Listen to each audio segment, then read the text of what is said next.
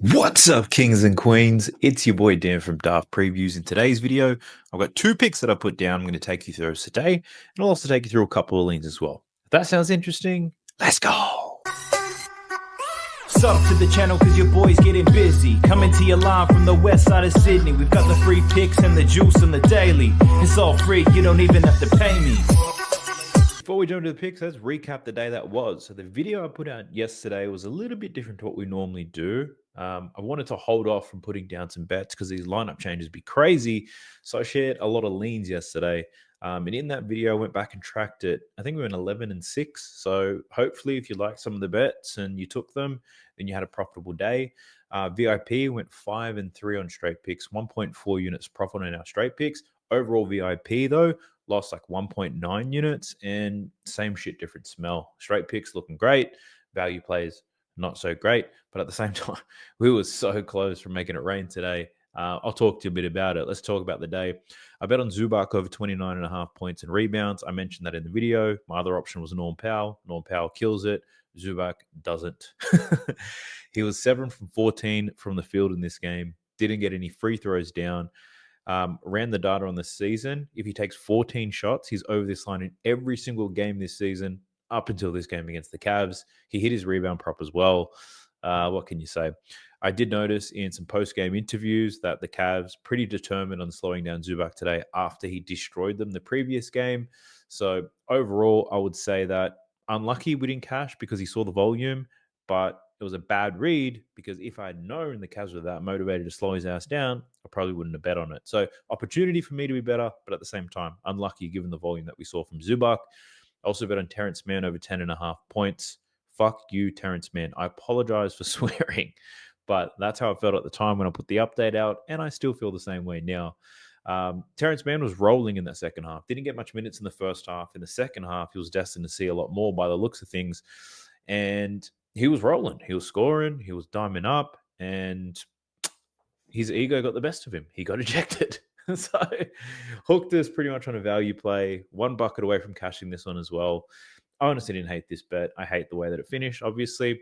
The other one was Elfrid Payton. Took him for 7 assists. Hooked. He finishes with 6. He started off well, but then he didn't see many minutes late.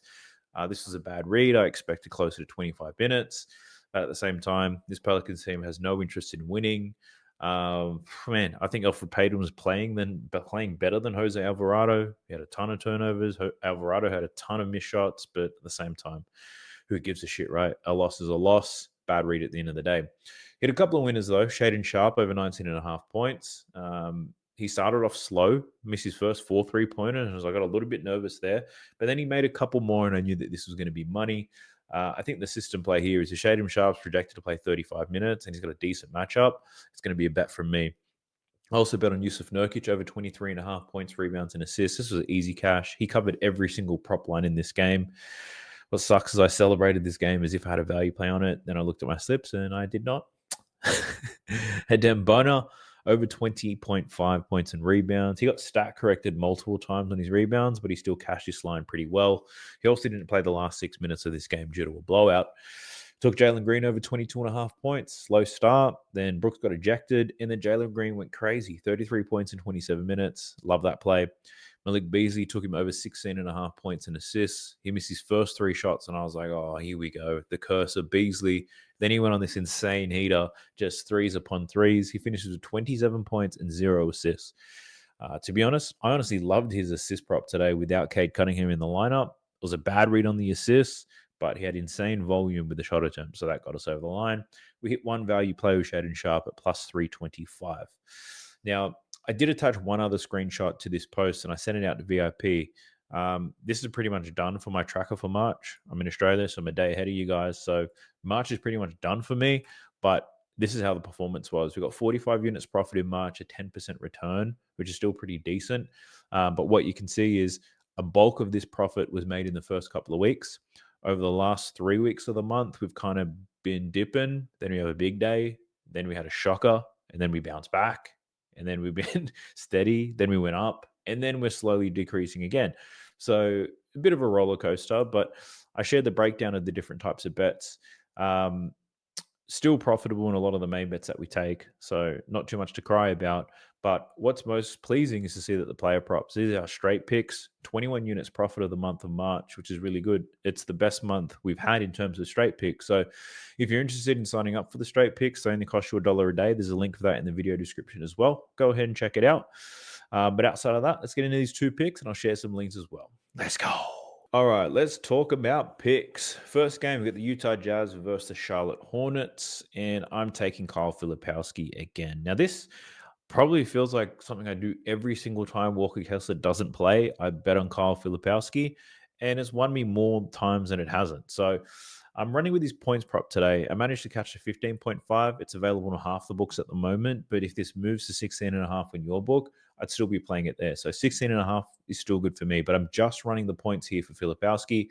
I'm going to explain the reason why I'm not loving the rebounds as much as I normally would be. But let's talk about the points. So we've got no Kessler, we've got no Collins, and we've got no Lauri Markkanen as well. So the 3 bigs are out, and we can see he's over this line in 4 out of 9 games, averaging 15.2 points per game when those guys are out.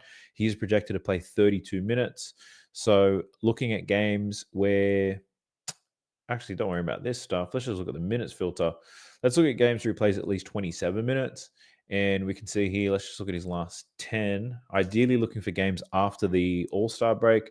And we can see it here in his last 10 games where he plays more than 27 minutes. He's over this line in 9 out of 10, averaging 18.7 points per game.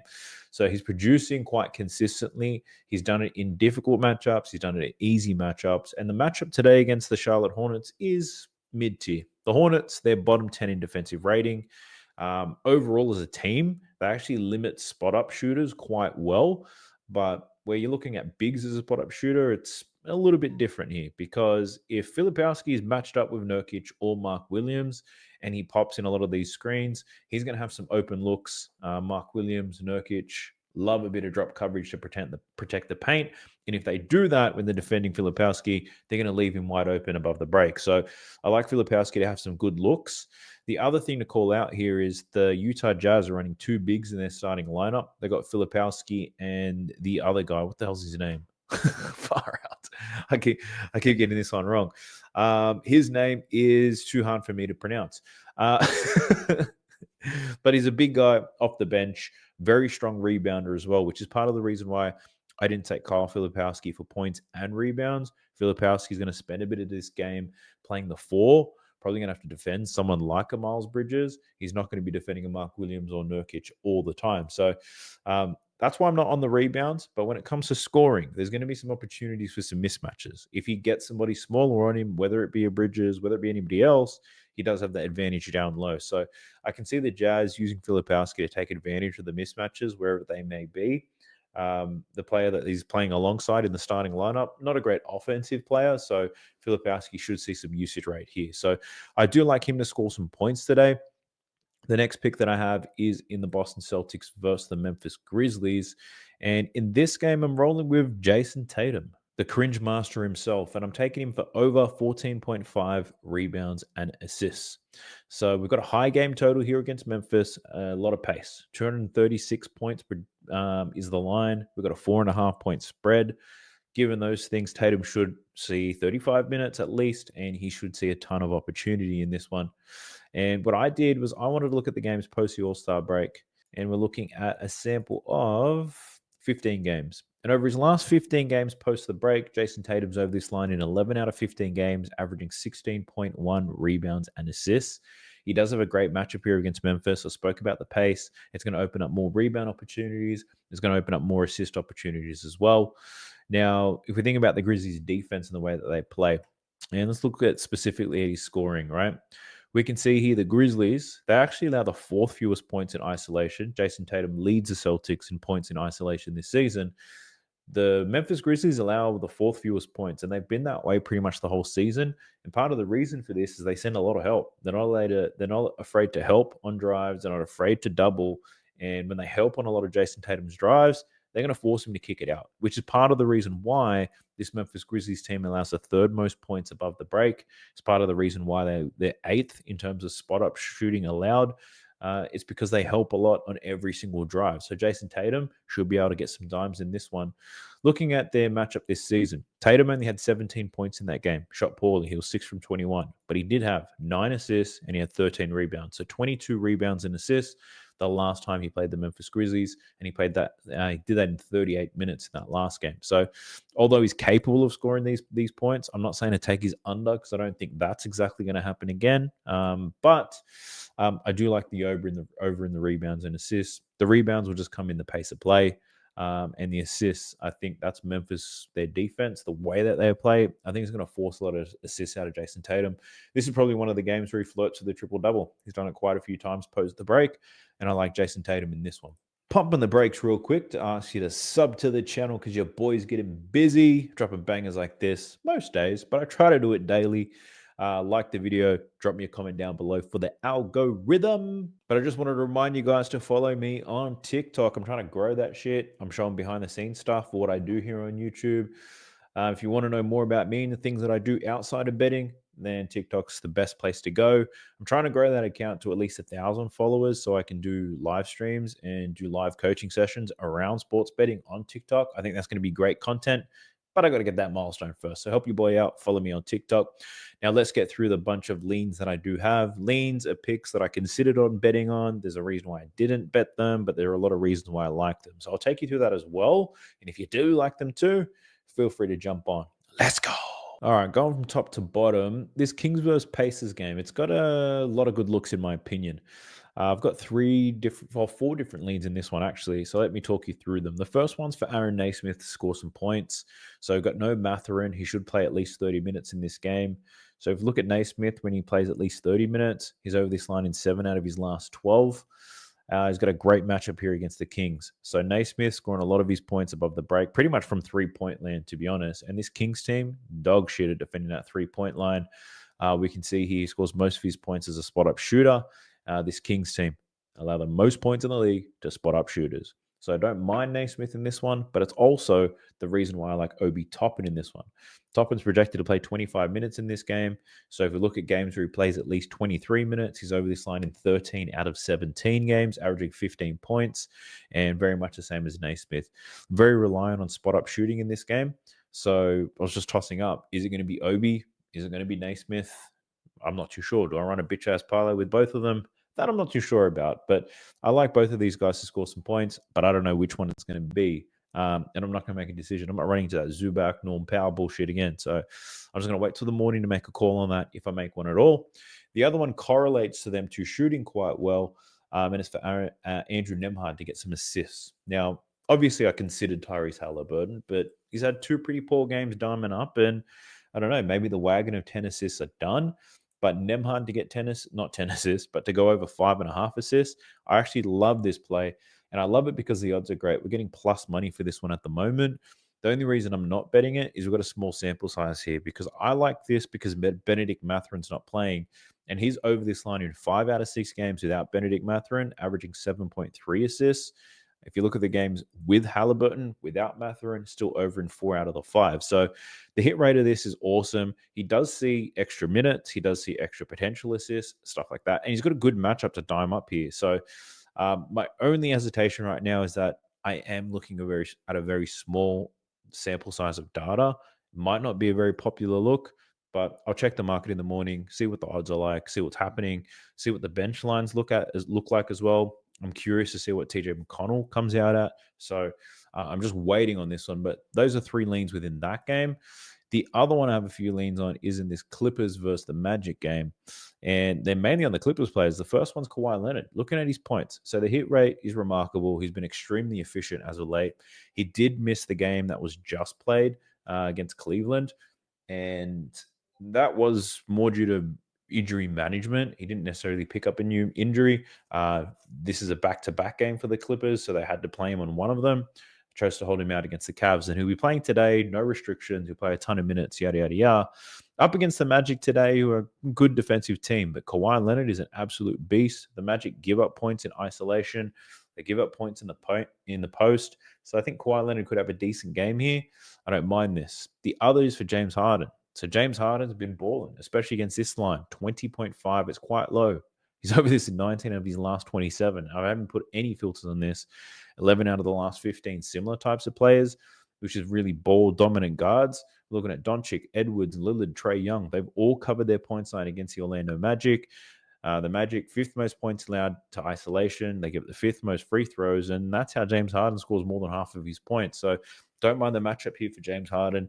And the other one is Ivica Zubac. Hit rate's fantastic for his points, his rebounds. I've actually been betting a lot of centers to cover their rebounds line against the Orlando Magic as of late, and it hasn't necessarily let me down. Well, kind of. Kai Jones got injured, but he was killing them in terms of rebounds. So Mark Williams, we took him. That was easy money. We then took Kai Jones. He had 5 rebounds in the first quarter. Then he got injured. His line was 7.5 or 6.5. Now, for Zubac, I think Zoo can cover his boards today. I'd take him up to 12.5 right now, but I'll decide on that in the morning, see where the market moves to. But they're the 3 leans I have in that game. And then the only other one I have at the moment, because there's a lot of game time decisions I'm waiting on before I guess, try to provide value. It's in this Boston Celtics versus the Grizzlies. And Ja Morant is one that caught my attention. Looking at his points plus assists in this one. So he is over this in 6 straight games. Not the reason why I like it. The matchup against the Boston Celtics is actually pretty decent for Ja Morant. I think he's going to see a ton of usage. Also, the fact that they just fired their coach. And I don't know if this is true or not, but there's that rumor that Ja Morant wasn't getting the ball enough. I'm like, bruh, he touched the ball heaps. But hopefully, this means he gets the ball even more. So we shall see. Ja Morant might see more usage than he's used to. And if he's got the ball in his hands, he's going to dime up more. He should take more shots. Whatever Ja Morant wants, he should be able to get in this one. So that's a lean of mine. We'll see what the market does to this line in the morning. This has actually already started to move since I started looking at it. So this probably does bump up. But regardless, I'm not in a rush to get on some opening lines anyway. Ja Morant, points and assists. That's the last lean I've got for you. I appreciate it if you made it this far in the video. Like, subscribe, all that good stuff. I wish you the absolute best of luck. We've got a pretty big slate on the card today. Wait till lineups are confirmed before you submit your bets. That's the best tip I can give you today. But best of luck to y'all. I'll catch you in the next one. Peace. Sub to the channel cause your boy's getting busy. Coming to your line from the west side of Sydney. We've got the free picks and the juice on the daily. It's all free, you don't even have to pay me.